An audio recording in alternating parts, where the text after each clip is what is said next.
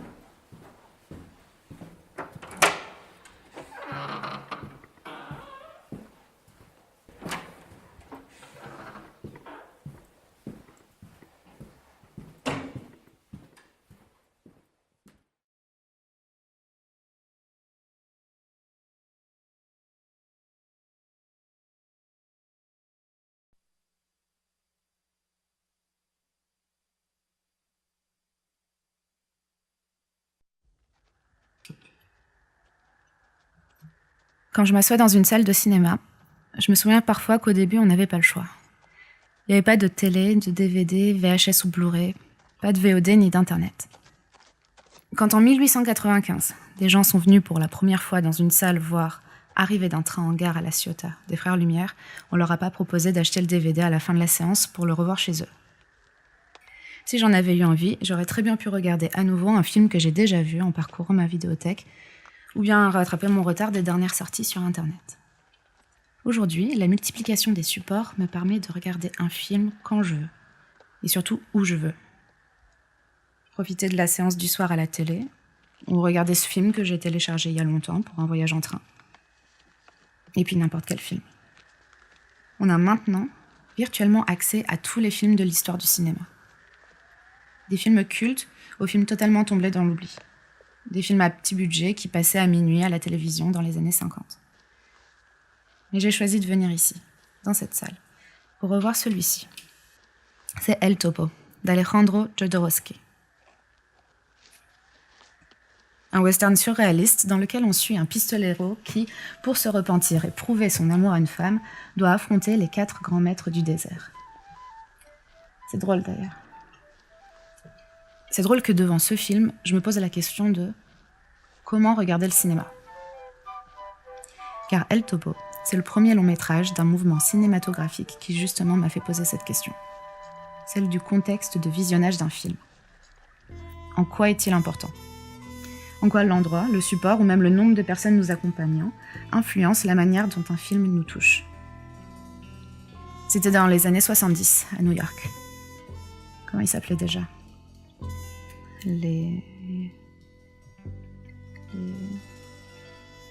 Ah oui, c'est ça.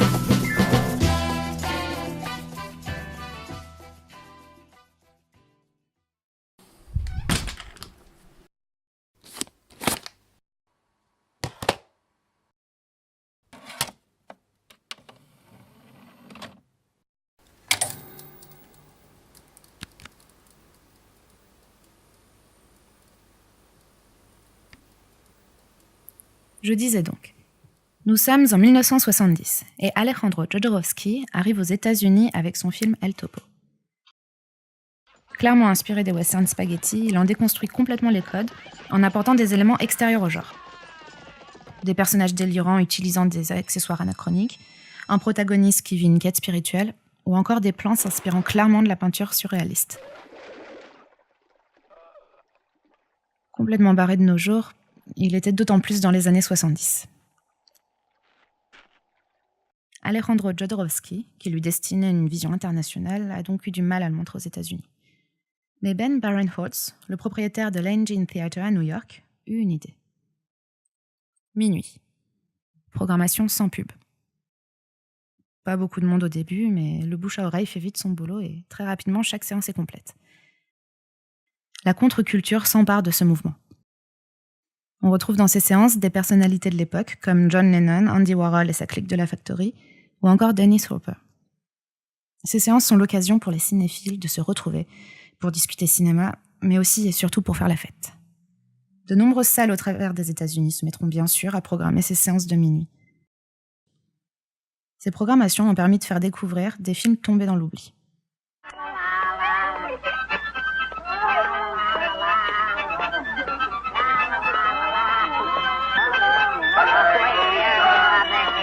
Turn off your electrode gun! No! No! Stop it, Dennis! I can't get it, it's jammed! Stop him, you fool!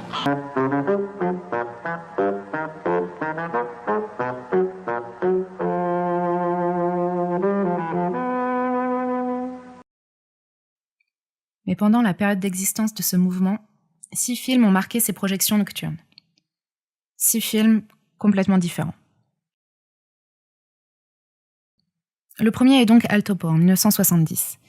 Mais à la vue de son succès dans les séances de minuit, Alan Klein, homme d'affaires et producteur, décide de l'acheter, de le retirer des projections nocturnes et de le diffuser dans une salle de cinéma en plein centre de New York.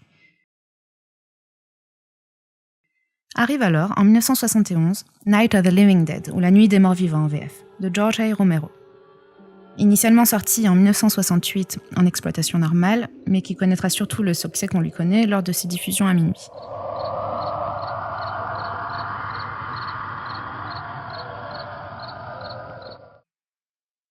En 1972, John Waters dévoile le très trash Pink Flamingos, avec Divine dans le rôle principal, qui n'est d'autre que la première drag queen à se faire connaître du grand public.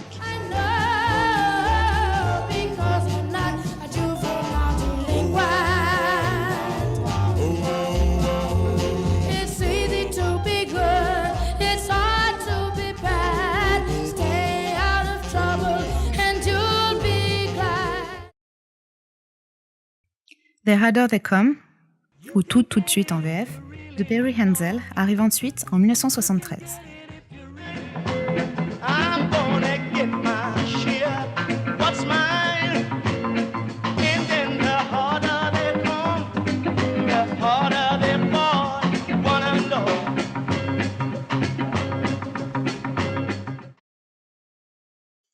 Le cultissime Rocky Horror Picture Show, sorti en 1975, a lui aussi fait un retour en exploitation classique, avant d'obtenir son statut de film incontournable durant les séances de minuit.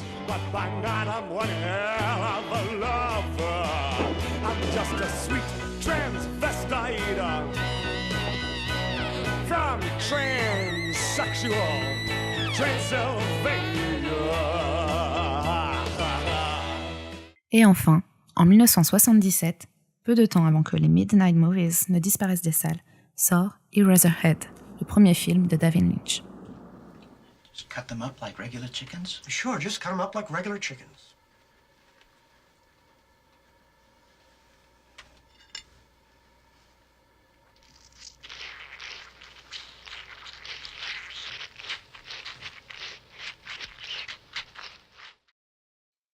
J'ai donc mes 6 films.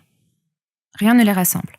Que ce soit au niveau de l'histoire, western surréaliste, comédie musicale sur la liberté sexuelle, ou même au niveau de la réalisation. Prenons Eraserhead par exemple, premier long métrage de David Lynch, et film expérimental par excellence. Un pur laboratoire d'idées filmiques qui renverse tout ce qu'on pouvait voir dans ces années-là.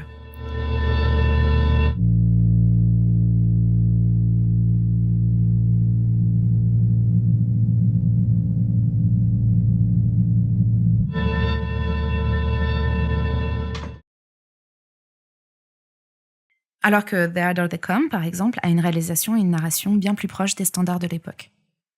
On y retrouve le schéma classique du bandit, essayant de se repentir, mais se faisant rattraper par sa nature et son passé.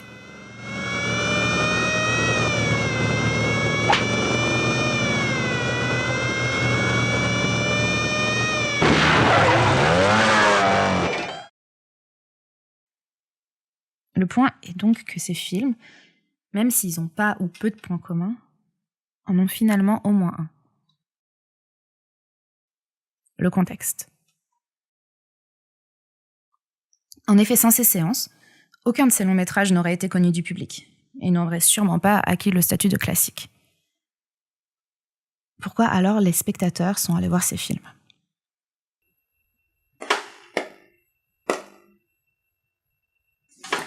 Le contexte y a sûrement joué un rôle important. Si on reprend Night of the Living Dead et The Rocky Horror Picture Show, tous les deux sont d'abord sortis en exploitation classique, puis ont été diffusés pendant les séances de minuit. Et ce n'est qu'à partir de ce moment-là qu'ils se sont vraiment fait connaître. Parce que ces projections étaient différentes des projections classiques. Parce qu'elles étaient à minuit. Et parce qu'on y allait pour discuter avec d'autres curieux et d'autres passionnés. Les gens ne venaient pas spécialement pour le film, mais aussi et surtout pour le contexte dans lequel ils allaient le voir. À une époque où les deux seuls moyens de voir un long métrage étaient soit la télévision, soit le cinéma, pouvoir en regarder dans des conditions différentes a attiré des spectateurs désireux de changement. Des séances hors du temps, où se mélangeaient cinéphiles, artistes, et ceux dont les horaires de travail ne leur permettaient pas d'assister aux projections classiques. Ces séances étaient des fêtes, on fumait, on buvait. Je disais tout à l'heure qu'El Topo avait été racheté pour être montré dans un grand cinéma de New York. 5 séances par jour, première à 10 heures. Eh bien, le film a perdu tout son attrait pour le public.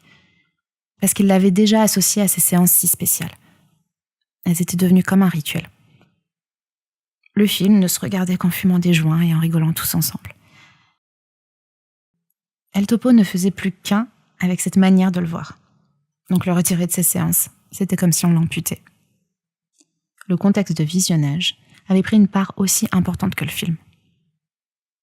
Aujourd'hui encore, The Rocky Horror Picture Show est projeté tous les jours dans les salles du monde entier. Le public présent connaît les répliques par cœur. Ils viennent déguisés, ils jettent du riz lors de la scène du mariage.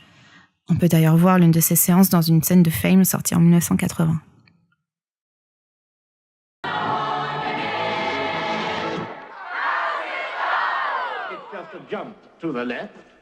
On regarde même plus le film.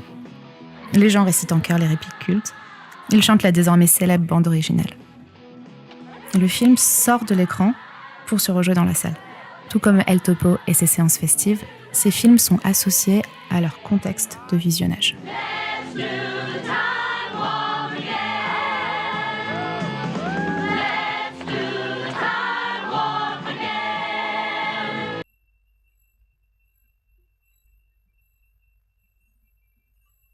Faut que je retourne au cinéma.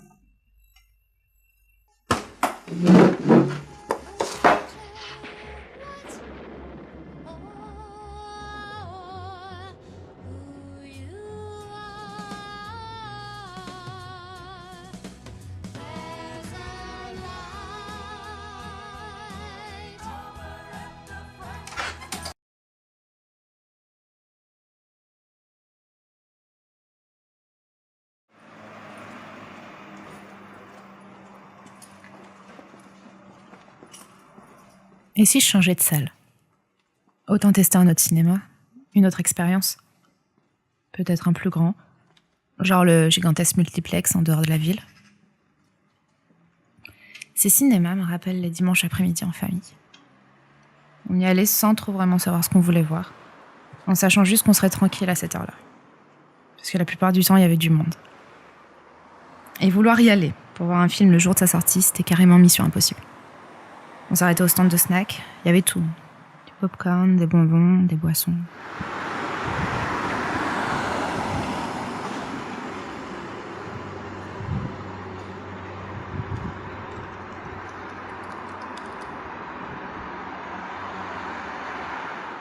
Mais ce genre de petit cinéma a quand même plus de charme. J'aime bien y traîner, pour y aller voir des films à plus petite distribution, ou même des vieux films qui ressortent de temps en temps. L'ambiance y est plus simple. Un seul film à la fois.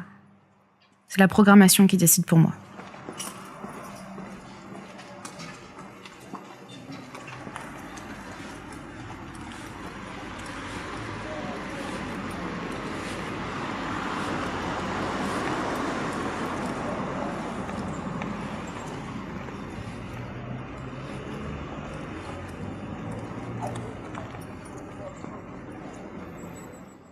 Oh, il y avait les drive-in aussi. Il y a ce passage hyper cucu et cliché dans Grease où John Travolta et Olivia Newton-John flirtent. Bah, quand on parle de drive-in, on fait tout de suite le rapprochement avec les rendez-vous amoureux.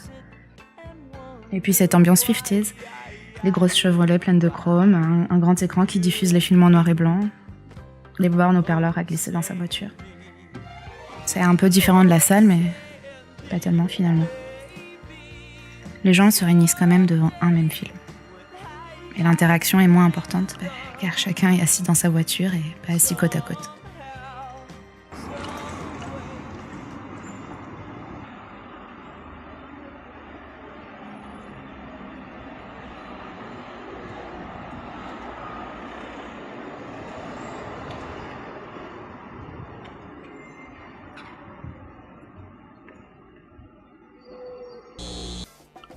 Pas vraiment le film que j'ai envie de voir maintenant, mais c'est vrai qu'eux aussi ont disparu. Avec l'arrivée des VHS et des vidéoclubs. Des petites salles en retrait avec leurs gros néons tape à l'œil. Là, on est vraiment dans les années 70 et l'âge d'or du porno. Boogie Night de Paul Thomas Anderson est là-dessus d'ailleurs. Sur cette époque révolue. Yeah, well, when I close my eyes, I see this thing. It's like this big sign. And the name is in like bright blue neon lights with like purple outline. And this name is just so bright and so sharp that the sign, it just blows up because the name is just so powerful.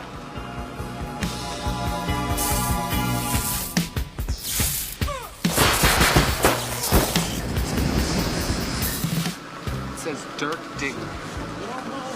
I think heaven has sent you here, Dirk Diggler. I think the angels have blessed us all because of you. You're Dirk. Dirk Diggler.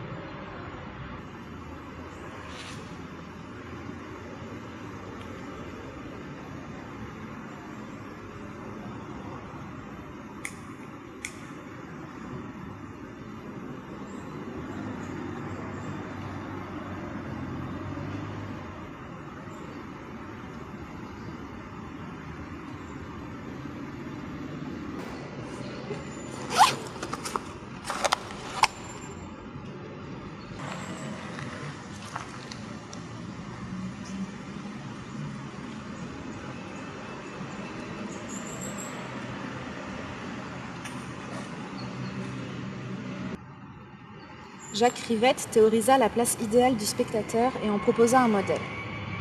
Au carrefour de multiples expériences personnelles, ayant essayé tous les sièges d'une salle, je l'espère, ayant regardé plusieurs films d'un même siège, je l'imagine, ayant enfin réalisé ses 2 premiers exercices dans plusieurs salles, il détermina une place idéale. Sur le devant, sur le côté, à droite. On peut toujours s'interroger sur cet emplacement. Est-ce le siège qui sied à Monsieur Tout-le-Monde ou celui du critique des pages jaunes de l'époque? Cette étude tiendrait en tout cas à démontrer que l'on peut construire désormais des salles de cinéma avec un seul fauteuil. Un film à spectateur unique. Elle contredit nos 2 précédentes légendes, qui laissaient entendre que les spectateurs partageaient en direct un seul et même film. Selon Rivette, chaque spectateur voit donc un film différent selon sa place. Comme tout bon regardeur, somme toute.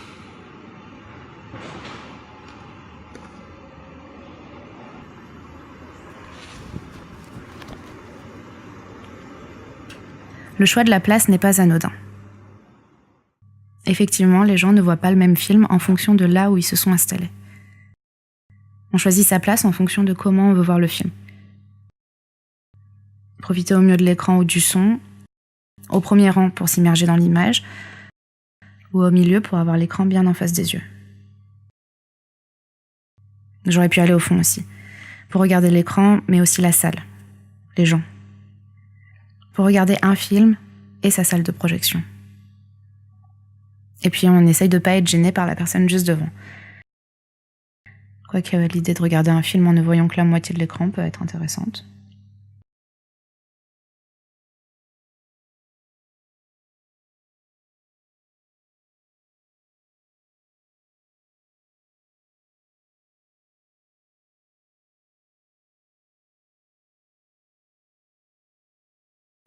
Et c'est là que je vais diverger un peu de l'avis de Jean-Marc Chapouli. Effectivement, chaque spectateur voit un film différent en fonction de où il est installé, en fonction de l'angle de vue, de son emplacement entre les enceintes. Mais le visionnage en salle se vit à plusieurs. L'interaction entre les gens est importante dans l'expérience d'un film. On rit ensemble, on crie ensemble, on lance tous un chut à ce type qui pense qu'il est tout seul. Et il y a ce moment si agréable où le chahut s'interrompt quand les lumières s'éteignent. La salle de projection ne peut pas être séparée de ses spectateurs. C'est une expérience collective. Et même après le film.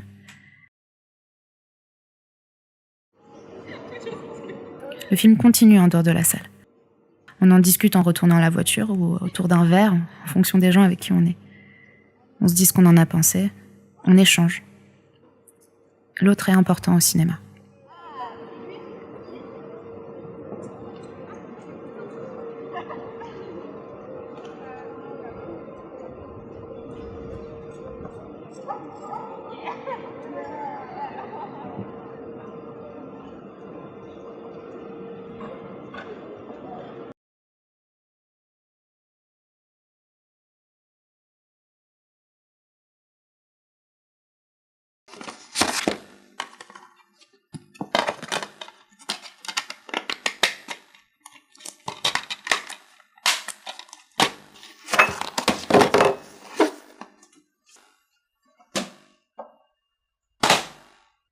Qu'est-ce que ça fout là, ça? Ah, je les avais complètement oubliées. Je me demande bien dans quel état elles sont. Ah mais attends, j'ai un magnétoscope quelque part. 1976, si je me souviens bien. Oui, c'est ça. C'est en 1976 que la Betamax et la VHS sont apparues. Des bandes magnétiques sur lesquelles on pouvait enregistrer des films, des séries, des émissions. Une petite révolution en quelque sorte. Les gens n'étaient plus dépendants des horaires de programmation de la télé ou du cinéma. Les films pouvaient enfin se regarder quand on le souhaitait. On pouvait se faire des séances à minuit sans avoir à bouger chez soi.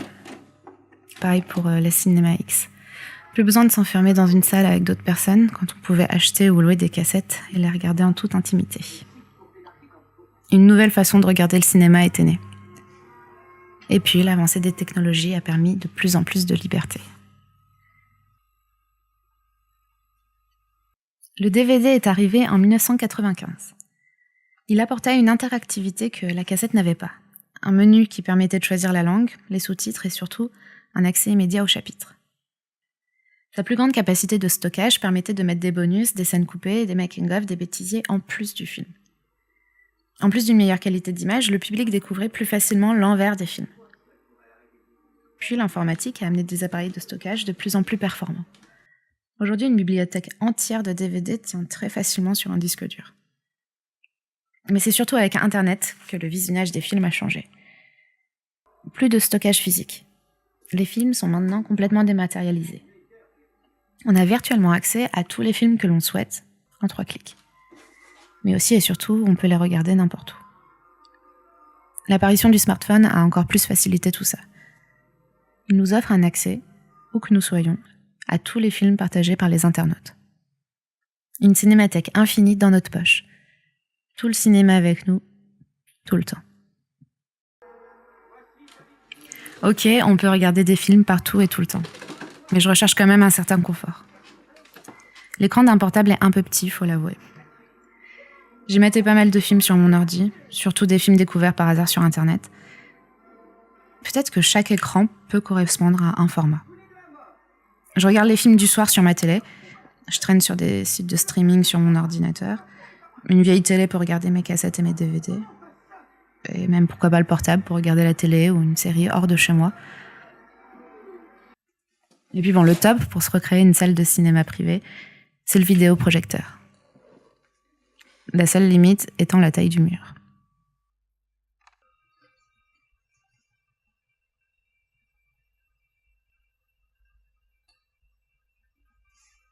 Je suis libre de faire ce que je veux quand je regarde un film seul. Le rapport que j'ai avec lui est différent. Je peux mettre en pause pour faire autre chose, je peux rire, pleurer, faire du bruit plus librement. C'est un moment intime entre le cinéma et moi. Personne pour m'influencer sur comment je dois le percevoir à ce moment.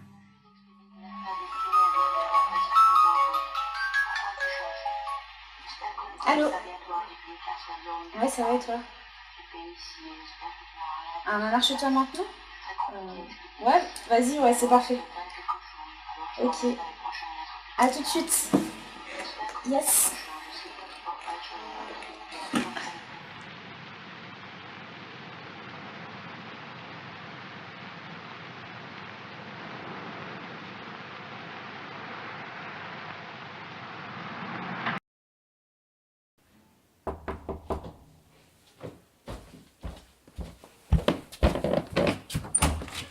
Salut. Salut.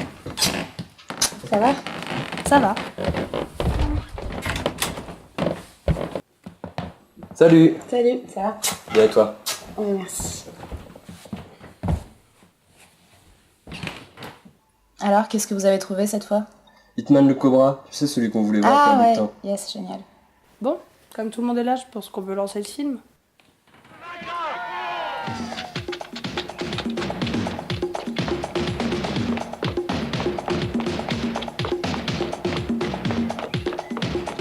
Le visionnage intime peut aussi être composé de quelques personnes choisies, souvent des amis.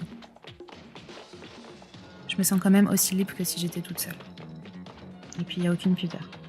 Si c'est un film qu'on connaît par cœur, on se récite les répliques. Si c'est un nanar, on en rigole ensemble.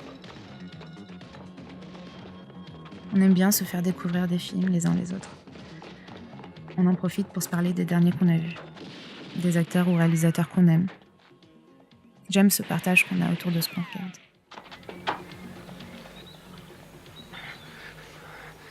Écoute, Philippe, pourquoi m'en vouloir? Pourquoi es-tu après moi? Tu es un traître. Tu as vendu des informations.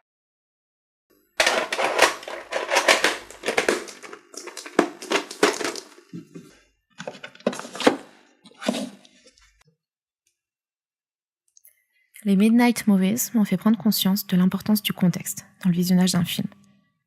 Ils sont nés de cette envie de voir le cinéma autrement, à une époque où on ne pouvait le regarder qu'en s'adaptant aux horaires de projection ou de diffusion à la télévision. Ils ont utilisé toutes les capacités qu'ils avaient pour créer un environnement de visionnage différent. Et aujourd'hui, en réalisant ce tour de toutes les possibilités qui me sont offertes, je me rends compte que je peux regarder le cinéma comme je l'entends. Que j'aille m'installer dans une salle pour profiter de son confort, ou rester chez moi, seule, en me faisant l'intégrale des Die Hard, ou même avec des amis, une bière, un nanar et des rires. Aujourd'hui, la multiplication des supports me permet de vivre le cinéma de toutes les manières que je le souhaite. En utilisant des vieilles technologies comme les magnétoscopes, ou même des films sur bobine, mais aussi de pouvoir faire le choix de la facilité grâce à la dématérialisation et surtout grâce à l'envie de partage des internautes. Cette communauté qui, avant, s'envoyait des cassettes, maintenant s'envoie des fichiers torrent ou partage sur des sites de streaming.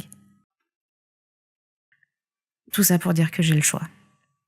Je peux non seulement choisir le film que je veux, mais aussi la manière dont j'ai envie de le regarder. Mais c'est aussi une question d'envie. Je me suis rendu compte que chaque façon de regarder un film m'évoque des souvenirs, des fantasmes. Et c'est en ça que le contexte m'est important. Parce qu'il fait partie intégrante de mon expérience cinématographique.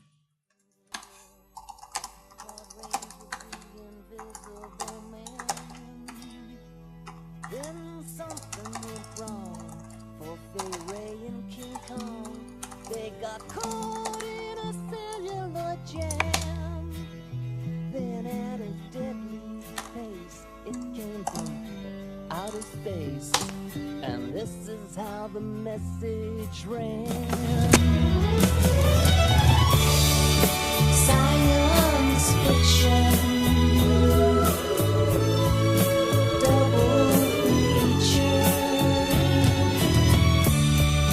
Dr. X will build a creature.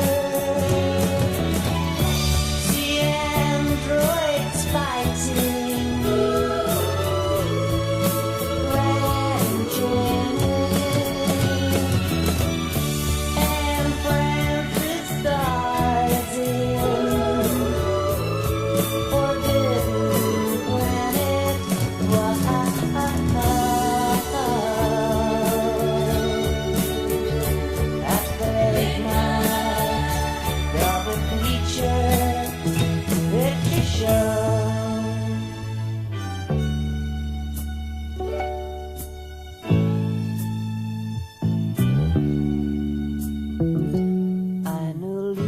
Georgie Carroll was over a barrel when Tarantula took to the hills.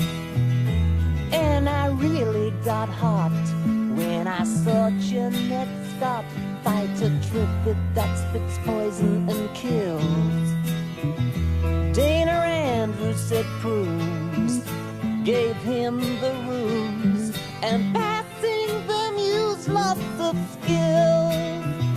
But when worlds collide, said George Pal to his bride, I'm gonna give you some terrible thrill, like